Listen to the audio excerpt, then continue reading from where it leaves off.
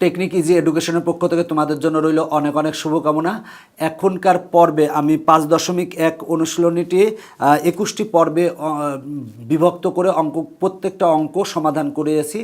তো সেই কোন পর্বে কোন অঙ্ক সমাধান করিয়েছি সেগুলো নিয়ে বিস্তারিত আলোচনা করব, কারণ তোমরা অনেকেই অনেক পর্ব পাও না, এই জন্য এই পর্ব নিয়ে তোমাদের সামনে হাজির হওয়া।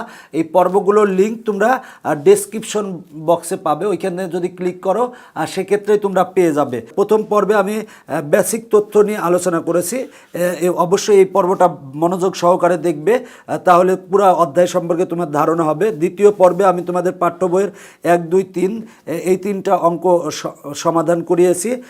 3 নং পর্বে 4 ও 5 নং অঙ্ক সমাধান করিয়েছি। 4 নং পর্বে 6, 7 ও 8 নং অঙ্ক সমাধান করিয়েছি।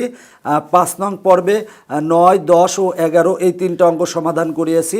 6 নং পর্বে 12, 13 ও 14 এই 3টা অঙ্ক সমাধান করিয়েছি। এরপরে দেখো 7 নং পর্বে 15 ও 16 নং অঙ্ক সমাধান করানো হয়েছে।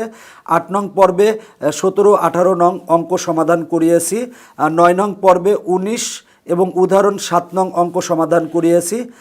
10 নং পর্বে 20 নং এবং উদাহরণ 6 নং অঙ্ক সমাধান করিয়েছি।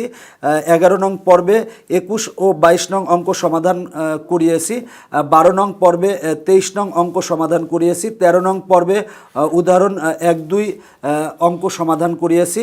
14 নং পর্বে উদাহরণ 3, 4 এই 2টা অঙ্ক সমাধান করিয়েছি।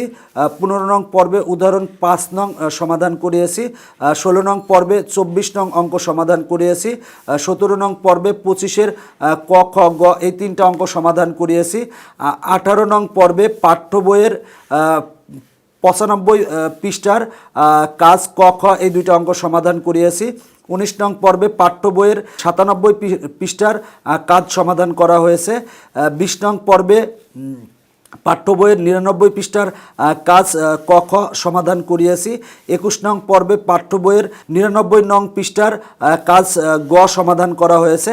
তো দেখো যে ব্যাপারটা, দেখো আমরা পাঠ্য বইয়ের প্রত্যেকটা অঙ্ক সমাধান করিয়েছি এবং উদাহরণ যেগুলো আছে সেগুলোও সমাধান করিয়েছি এবং কাজ হিসেবে যেগুলো আছে সেগুলোও সমাধান করিয়েছি।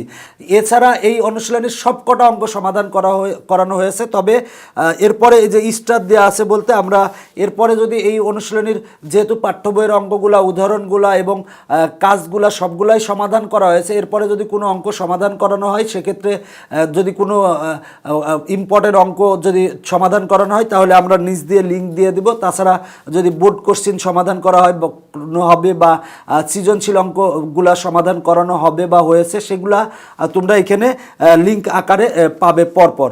তো এই ভিডিওগুলো যদি সবগুলা দেখো তাহলে এই অনুশীলনীতে তোমাদের কোনো সমস্যা থাকবে না ইনশাল্লাহ। 9 নং অঙ্ক দরকার হয় তাহলে 5 নং পর্বে চলে যাও। যদি তোমাদের পাঠ্য বইয়ের 24 নং অঙ্কের দরকার হয় তাহলে 16 নং পর্বে চলে যাও। তো এই পর্বগুলা তোমরা ভালো করে দেখো। এখন আমি এই পর্ব শেষ করছি। ভালো থাকবে সবাই, বাই বাই।